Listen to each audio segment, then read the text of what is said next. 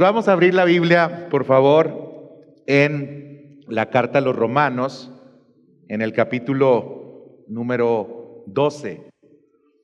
Hemos estado considerando y viendo que a partir del capítulo número 12, el apóstol Pablo, en esta carta, va a hablar acerca de la vida práctica.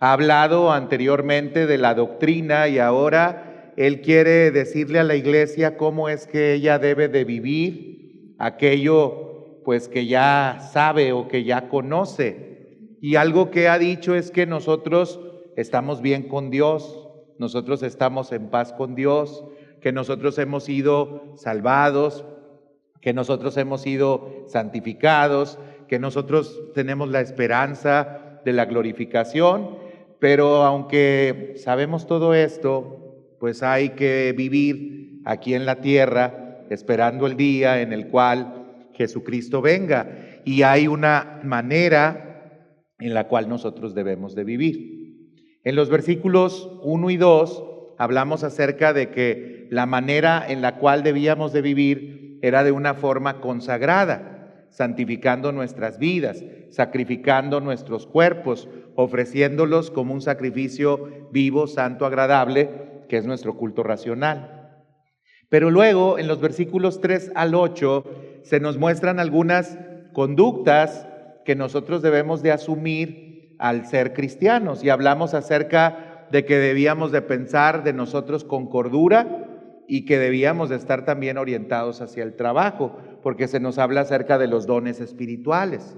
Y yo les decía entonces que en la iglesia, los cristianos tendrían que necesariamente estar involucrados en alguna actividad de la iglesia, porque Dios nos ha dado a todos dones y espera que nosotros los ejerzamos. Pero luego de esto, ahora el apóstol Pablo, a partir del verso 9 y al 13, va a hablar acerca de algunas actitudes que nosotros debemos de manifestar y demostrar dentro de la iglesia. Y habla acerca de 13 cosas que deben de estar presentes en nuestra vida, en nuestra relación con nuestros hermanos de la iglesia.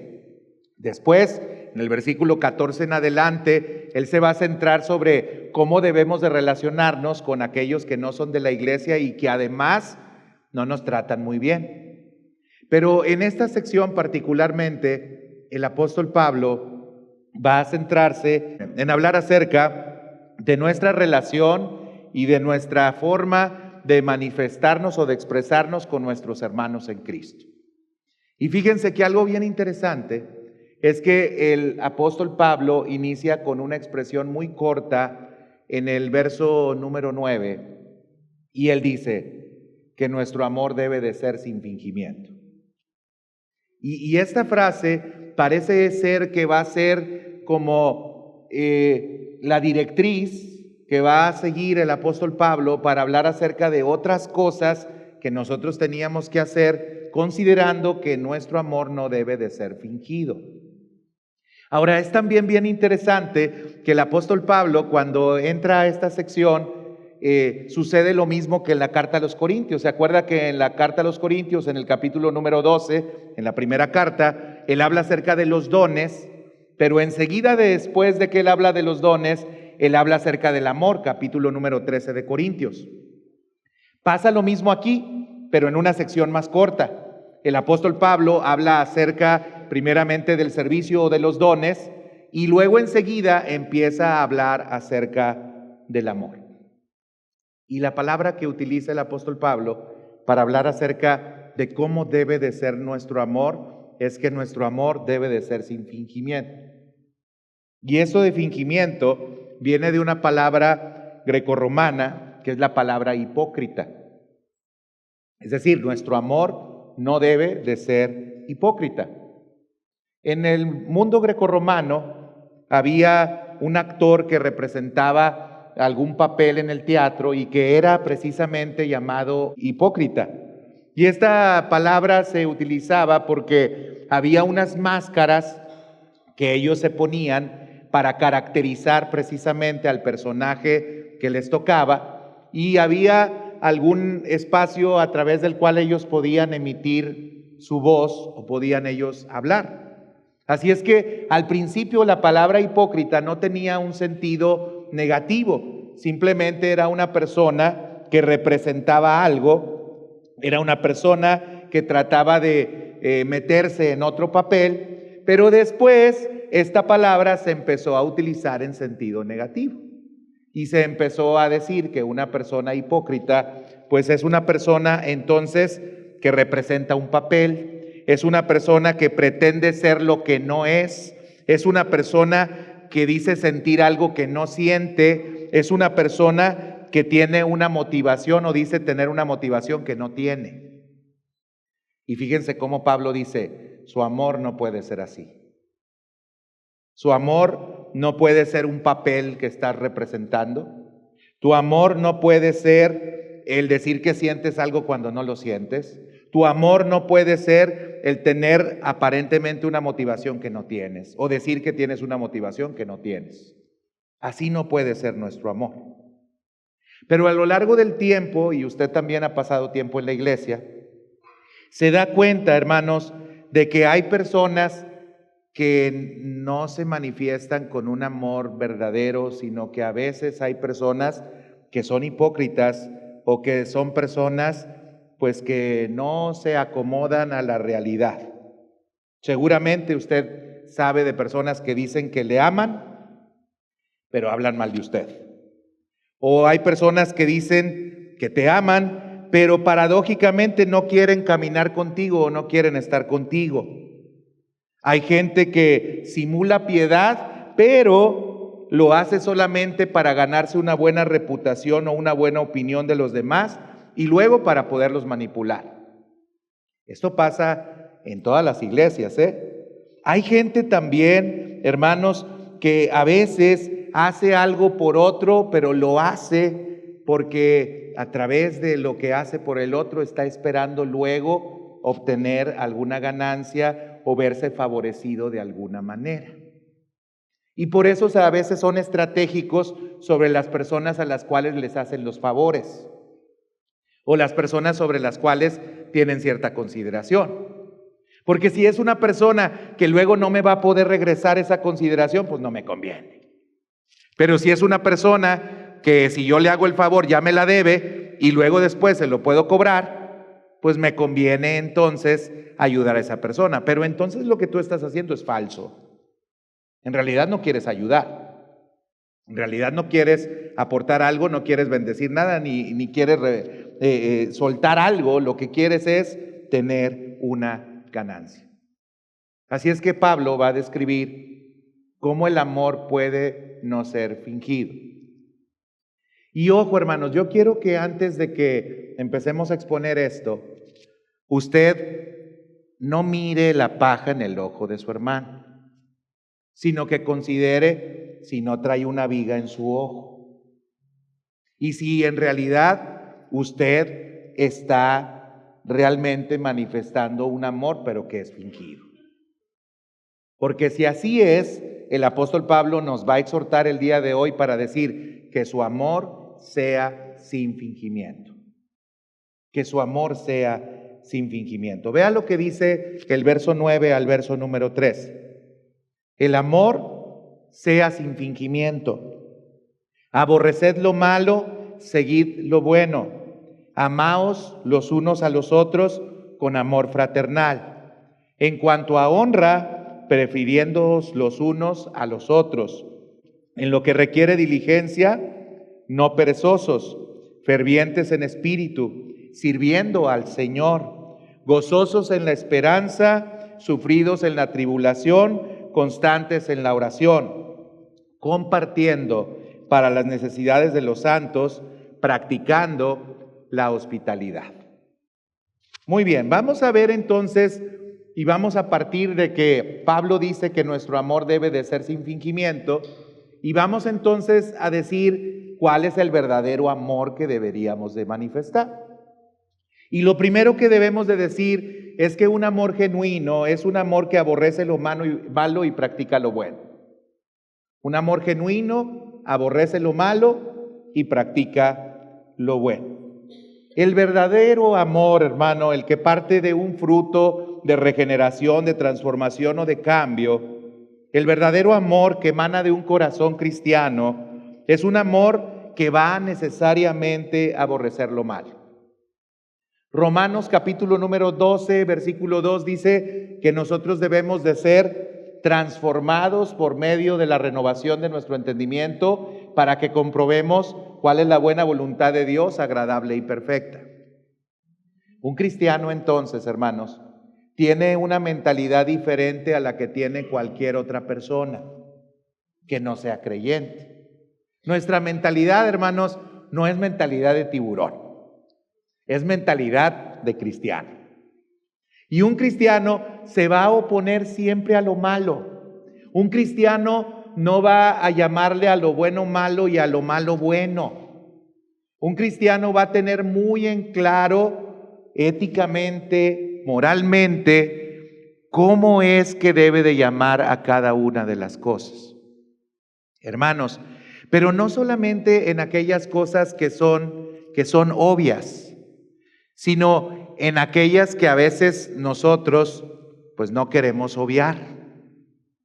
Es decir, a veces nosotros le llamamos malo pues a cosas que vemos en los demás y que cosas que aparentemente son muy escandalosas. Y entonces nosotros podemos ver a un drogadicto por ahí y decimos, eso es muy malo que sea drogadicto a esta persona. O podemos ver a una persona que comete algún delito y decimos, esta persona está muy mal. Pero ¿qué de aquellas cosas que nosotros permitimos en nuestra propia vida? Un cristiano, hermanos, le llama malo a lo malo y aborrecerá lo malo y combatirá lo malo en su propia vida. El Salmo 34:14 dice, apártate del mal y haz el bien, busca la paz y síguela. Y si hiciéramos un examen nosotros y dijéramos, bueno, aquí estamos, el apóstol Pablo nos escribió la carta y con dedicatoria y nos está diciendo, hey hermanos, si tú quieres que tu amor no sea fingido, lo primero que tienes que identificar en tu vida es si verdaderamente estás aborreciendo lo malo. Porque si aborreciéramos lo malo, hermanos, nos apartaríamos de ello. Dejaríamos de vivir así. Estaríamos combatiendo con todas nuestras fuerzas contra aquello que en la palabra de Dios, que en la renovación de nuestro entendimiento, sabemos que es malo.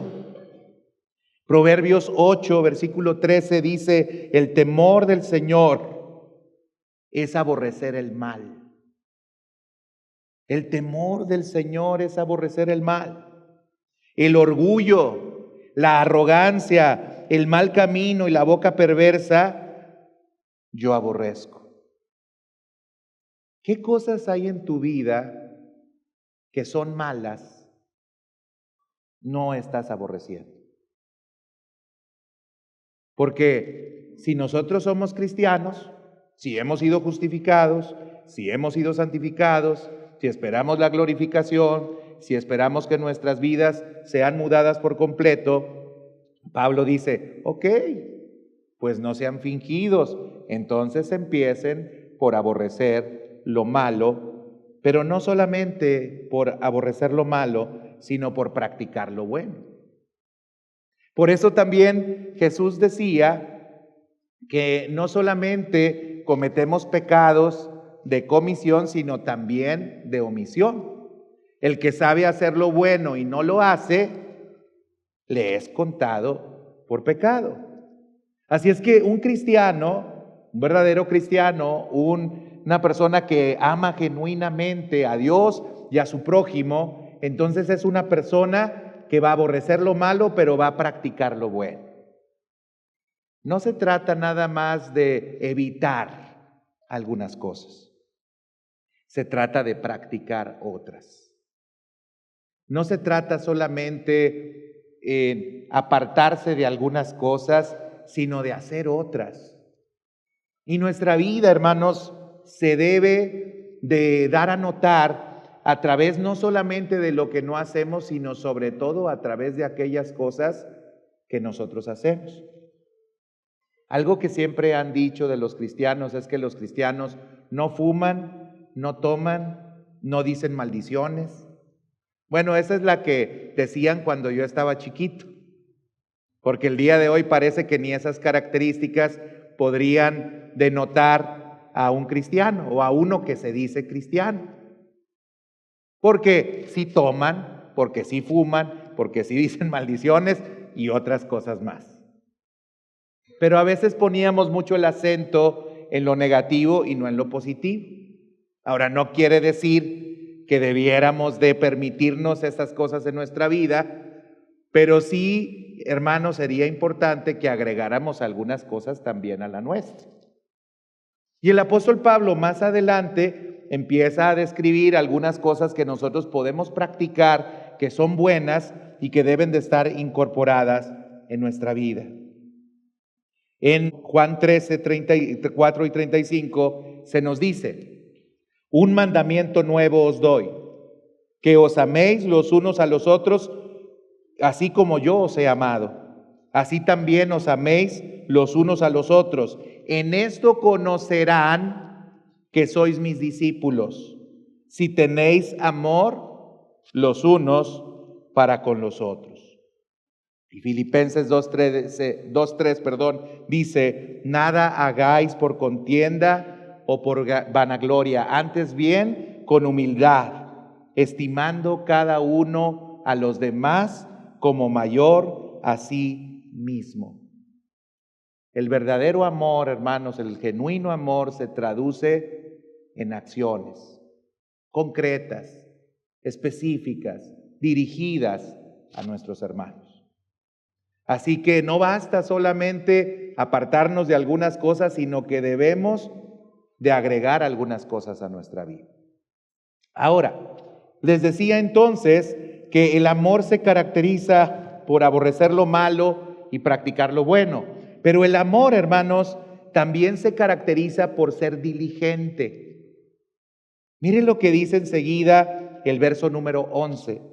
Dice: en lo que requiere diligencia, no perezosos, fervientes en espíritu, sirviendo al Señor, gozosos en la esperanza, sufridos en la tribulación, constantes en la oración, compartiendo para las necesidades de los santos, practicando la hospitalidad.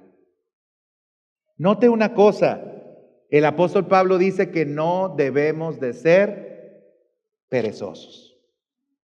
Ya se nos había dicho anteriormente que Dios había dado dones a nosotros y que esperaba que nosotros utilizáramos nuestros dones. Y es natural que si no los estamos utilizando, no podríamos decir, hermanos, que nosotros estamos siendo muy diligentes, sino todo lo contrario. Lo que estamos evidenciando es pereza. Pablo claramente dice: amor verdadero se muestra y se manifiesta en un trabajo constante y diligente. Decir que amamos a Dios cuando no le queremos servir, o decir que amamos al prójimo cuando no queremos servirle, pues hermanos, es pura falsedad. Es pura falsedad. Es así como una moneda de 30 pesos o un billete de 55. Yo soy una persona que amo a Dios y que amo a mi prójimo. Bueno, que se muestre entonces eso a través de la diligencia que pones en hacer algunas cosas, no siendo perezoso, sino estando siempre dispuesto a ayudar a nuestro hermano sobre aquellas cosas que él necesita, sin que esto represente para nosotros algo que simule una carga.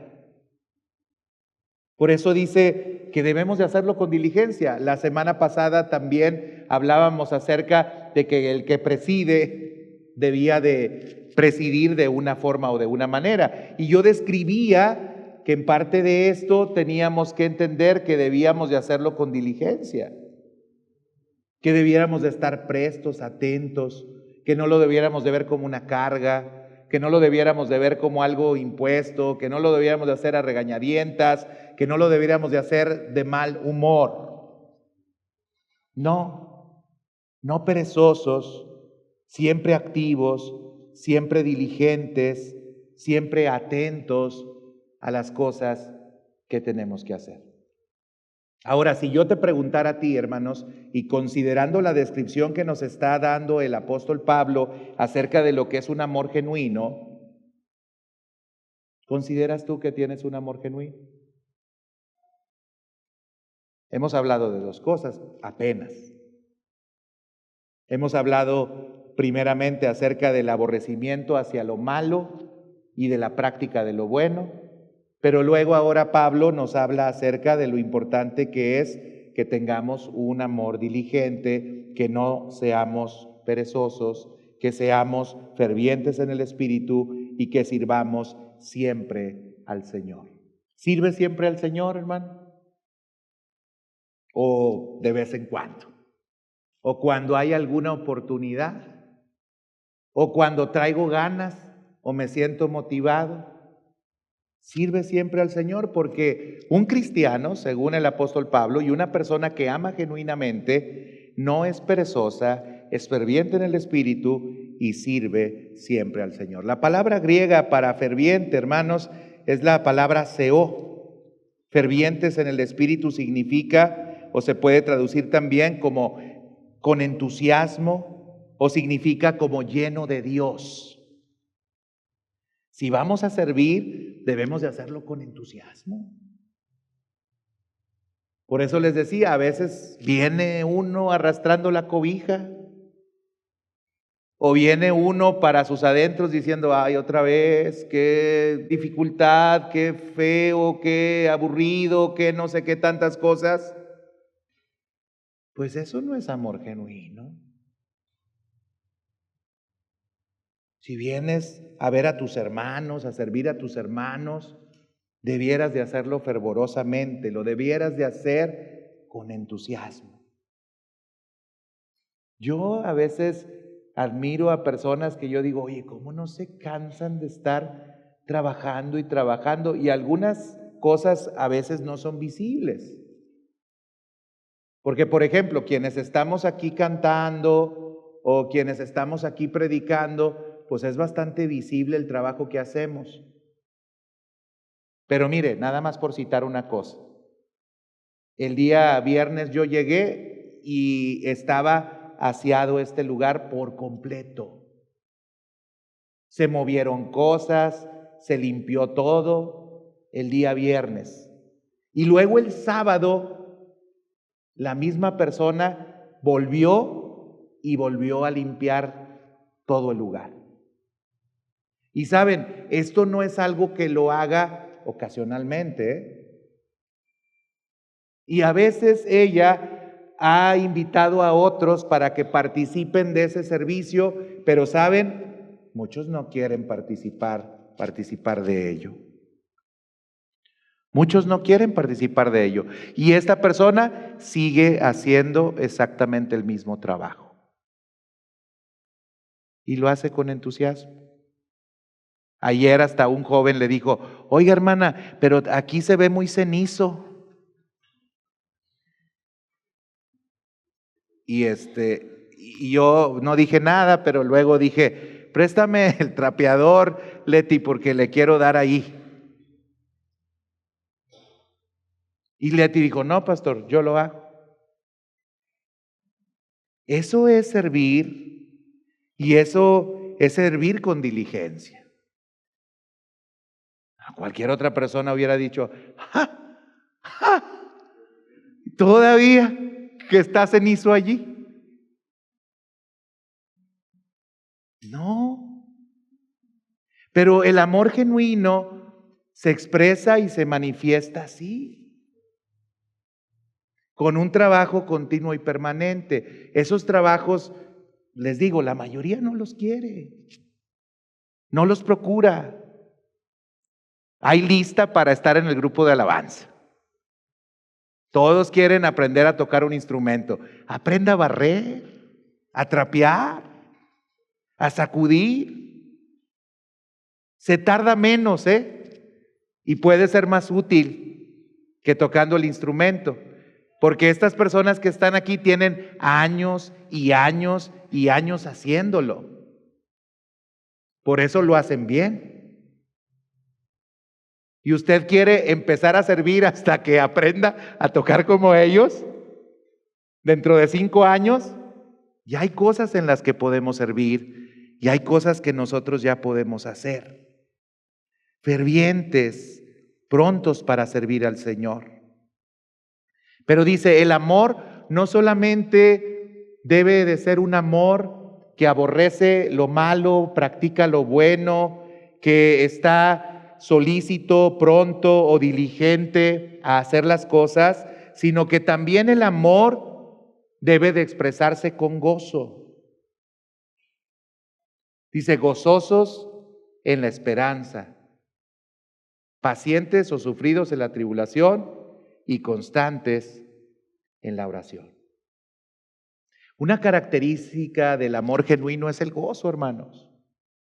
Aun cuando nos esté yendo como en feria. Y saben, yo conozco a algunos que, bueno, sin salirme yo, ¿verdad? Porque a mí también no me va así que tú digas que qué padre, que qué padre, que qué padre. Pues no, ¿verdad? Pero conozco a algunos que me la matan. ¿Sí? Y que no les está yendo muy bien. Pero conozco a esos también por su gozo y por su alegría. El verdadero amor se goza aún en medio de la tribulación y de la dificultad. Habacuc capítulo 3 versículo 17 dice, aunque la higuera no florezca, ni en las vides haya fruto, aunque falte el producto del olivo, y los campos no produzcan alimento, aunque falten las ovejas en el aprisco y no haya vacas en los establos, con todo, yo me alegraré en el Señor, me regocijaré en el Dios de mi salvación. El amor genuino se goza. Gócese, hermano, aún en las tribulaciones y en los sufrimientos. Santiago dice que nos debemos de gozar con sumo gozo cuando nos encontremos en diversas pruebas, porque la prueba de nuestra fe produce paciencia, y sigue diciendo otras cosas más. Pero lo interesante es que nos llama al gozo. Lea la carta a los Filipenses y el apóstol Pablo por todas partes les dice, regocijaos en el Señor. Otra vez os digo, regocijaos. Vuestra gentileza sea conocida por todos los hombres. Vuestro Dios está cercano. Otra vez os digo, gócense, regocíjense, alégrense. Si usted tiene amor genuino, entonces tendría que irse midiendo en base a estas cualidades o estas características. Aborrece lo malo, practica lo bueno, es diligente, se goza, entonces va por buen camino. Pero si no es así, hermanos, pues tendríamos que cambiar esto. Y algo interesante es que el gozo, hermanos, viene también, y la paz que nosotros podemos tener, viene de una práctica muy importante que es la oración.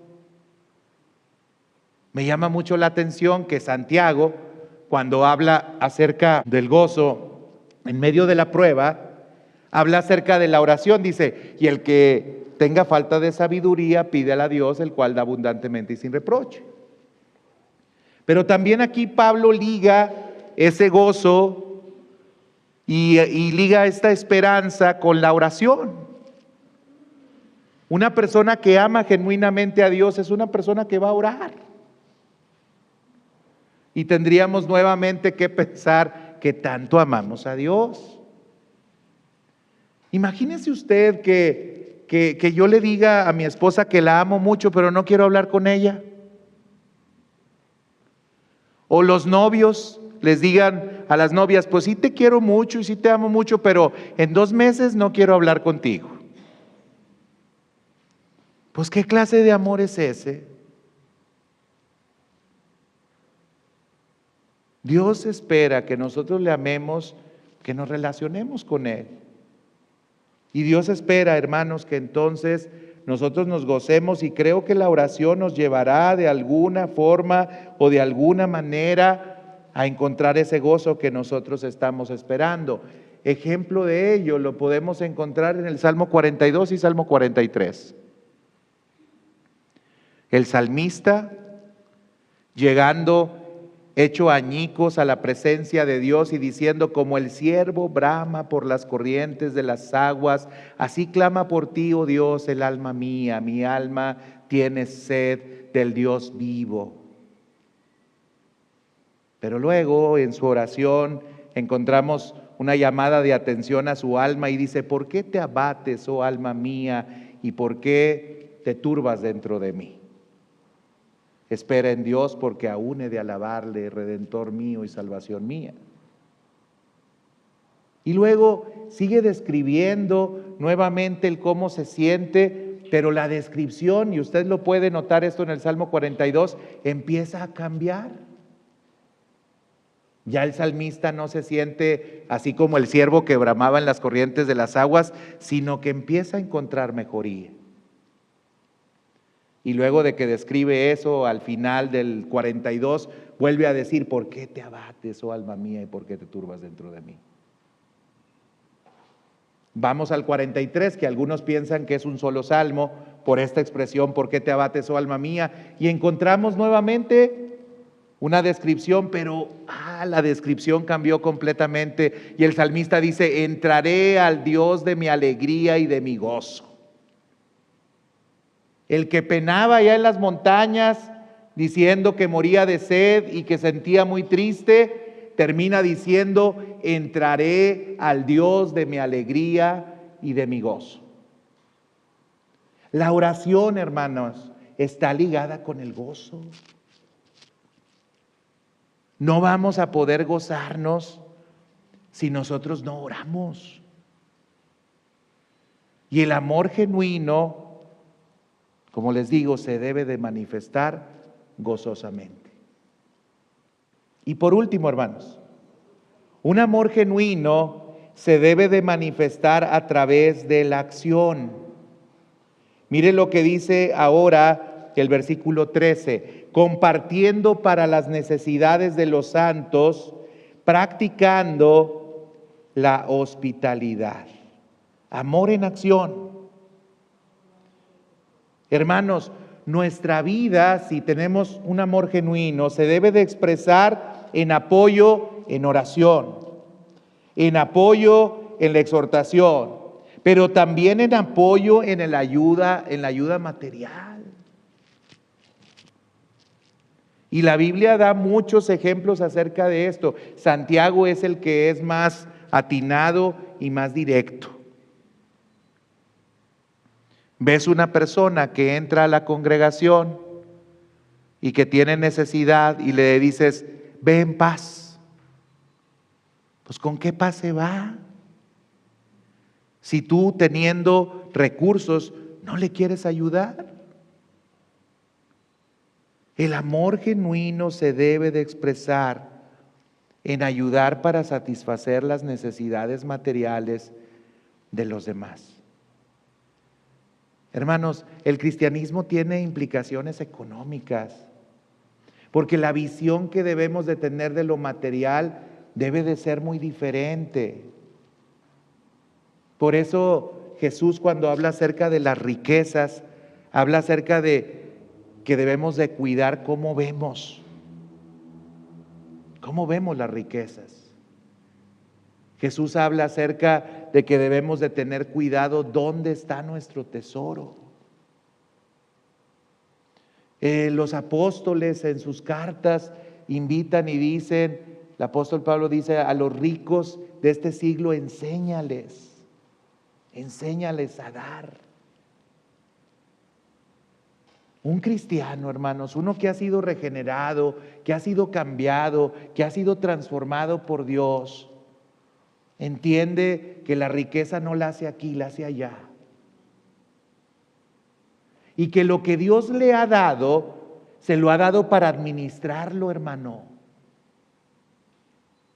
Si Dios le dio mucho, es que confía en que usted va a ser un buen administrador. Pero esos recursos, hermanos, no son suyos, son de Dios. De Jehová es la tierra y su plenitud, el mundo y los que en él habitan. De Jehová es toda buena dádiva proviene del Padre de las luces. Entonces un cristiano que está pensando en que ya le llegó el aguinaldo para ver qué se va a comprar, pues está bien, compre, pero oiga, ¿por qué no ha pensado que ya le llegó el aguinaldo para ver cómo va a repartir? ¿Cómo va a dar? ¿Cómo va a ayudar? ¿Cómo va a procurar al otro? Si está pensando que ya le llegó las utilidades para ver a dónde se va a ir de vacaciones, digo, no estoy en contra de que disfrute la vida. También la Biblia dice que lo que Dios nos ha dado es para disfrutarlo. Pero debiera de haber cierto equilibrio. Si todo va nada más para el disfrute y nada para los demás, pues entonces tendríamos que revisar si nuestro amor es genuino y si no estamos atrapados por el dinero. Contribuye a las necesidades de la iglesia. Hay incluso libros proféticos que están dedicados a el pueblo de Israel, porque ¿saben qué? El pueblo de Israel tenía sus casas hermosas, pero la casa de Dios estaba completamente descuidada. Bien pintaditas nuestras casas, bien amuebladas nuestras casas. Nuestros vehículos los vamos y los pulimos. Pero la casa de Dios, el piso puede seguir manchado y no pasa nada. Podemos seguir teniendo el techo como lo tenemos y no pasa nada. No nos preocupamos por las necesidades que nos debiéramos de preocupar.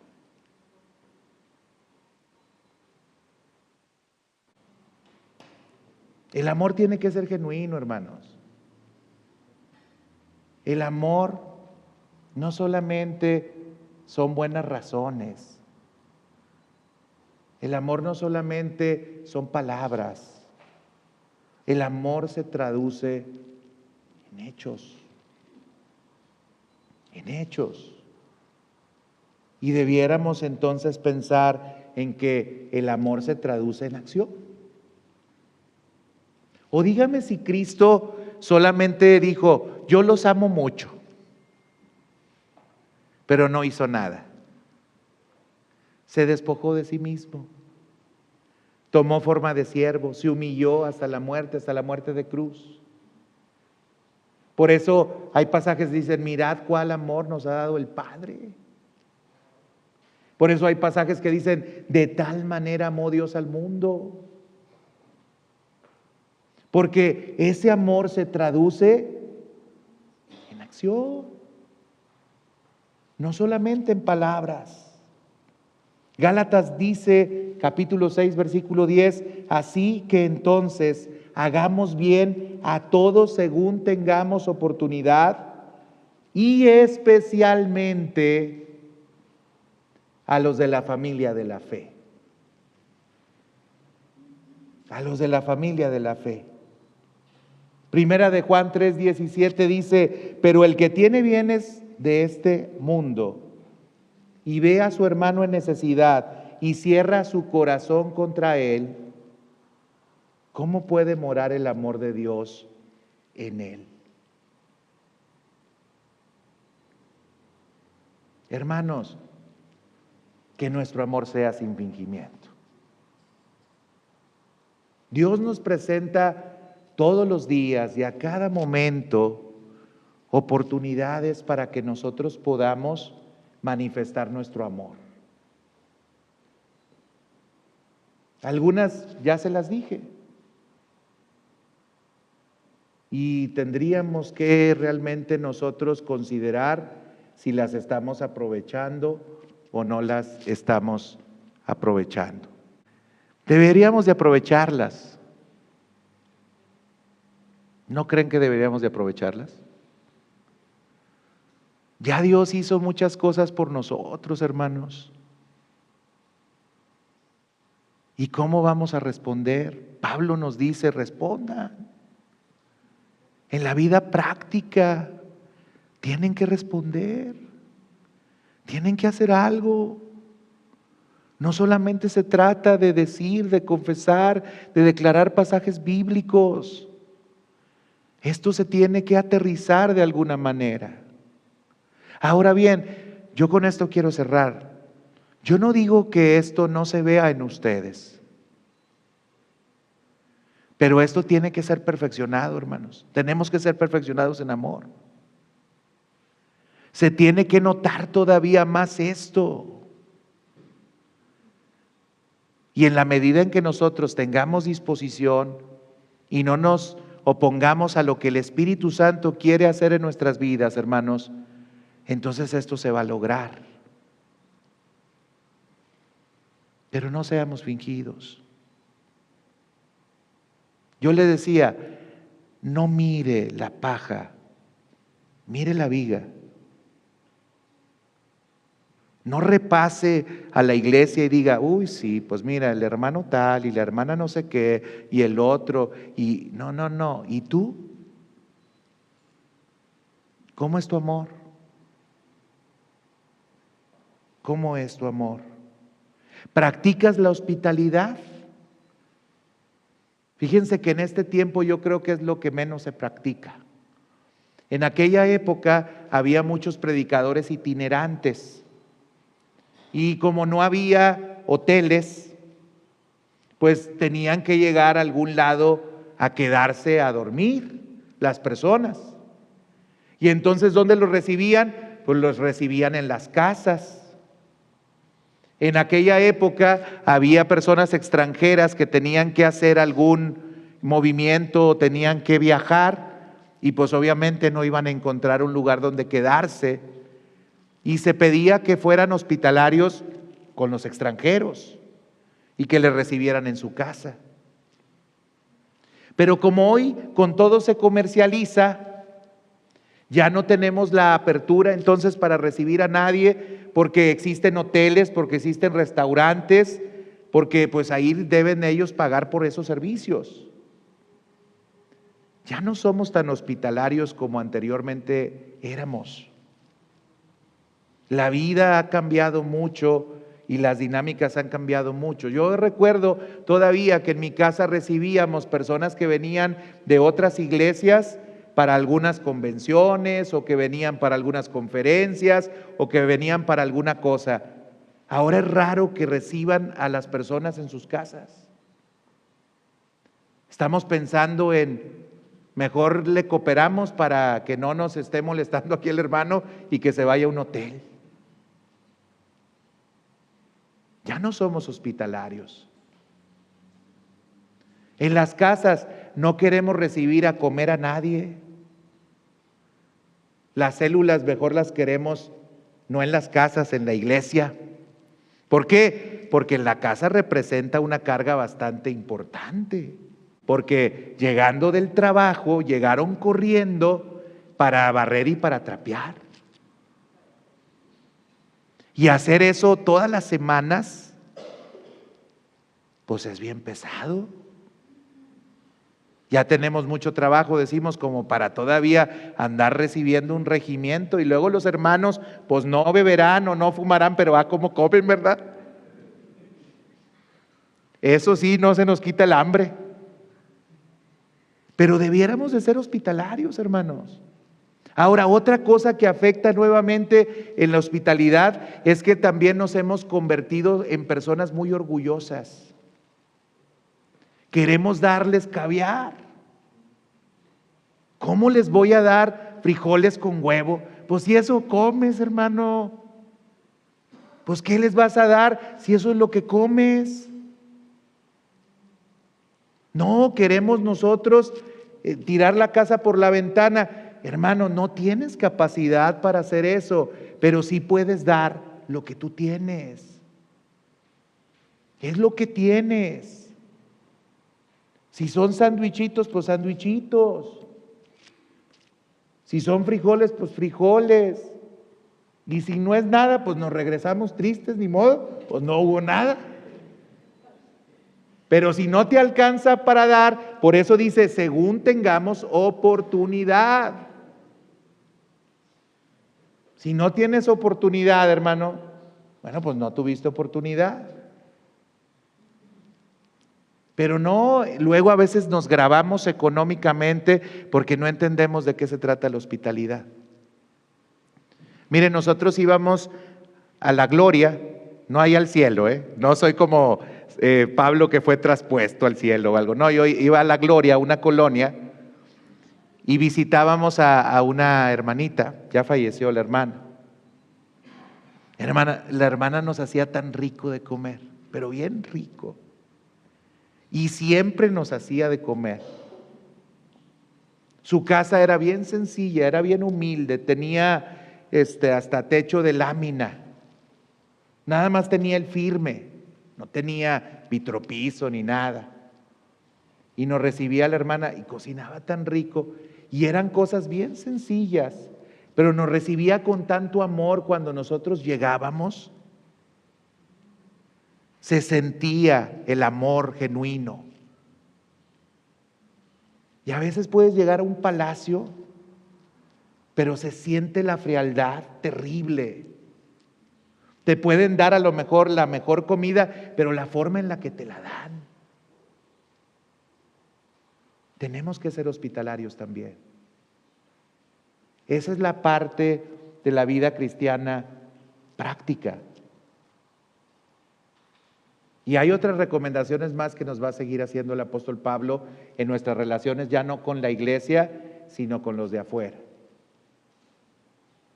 Hermanos, no hay mucho que buscarle. Yo estaba muy preocupado porque a mí me gusta mucho enriquecer el sermón con muchas cosas y dar explicaciones así muy rebuscadas y todo. A mí me gusta, me encanta eso, pero pues no encontraba ya más que, porque es muy claro. ¿Qué más le podía agregar o qué le podía sumar o cómo le podía hacer? Pues es que, hermanos, la vida cristiana no nomás es cuestión de acá, es de práctica. Así es que su amor tiene que ser genuino, mi amor tiene que ser genuino, y eso implica entonces, hermanos, que su amor debe de aborrecer lo malo, practicar lo bueno, debe de ser diligente, debe de ser con gozo y debe de ser con acción. Así debe de ser nuestro amor. Vamos a ponernos de pie y vamos a orar. Que Dios nos dé esa clase de amor que necesitamos manifestar o expresar.